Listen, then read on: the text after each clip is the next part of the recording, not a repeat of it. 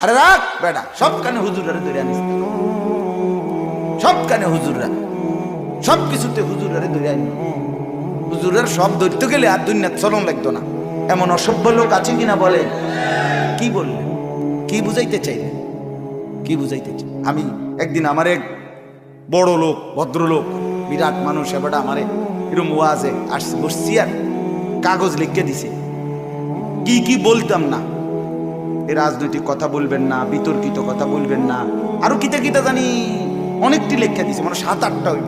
নিচে লিখে দিছে এরপরে কোরআন সুন্নাহ থেকে কথা বলবেন। পরে আমি খুব সুন্দর করে বলছি যে আঙ্কেল, অনেক কিছু না নিলে এ যেটি যেটি লিখছেন বলা যাবে না, এগুলো বাদ দিয়া কোরআন সুন্নাহর কথাটা কেমন হয় এটা স্যাম্পল হিসাবে একটু আমনে 10টা মিনিট কদুর কম, এরপরে আমি এটার ব্যাখ্যা করব। মানে আমনে আগে, আমনে তো যেহেতু বুঝছেন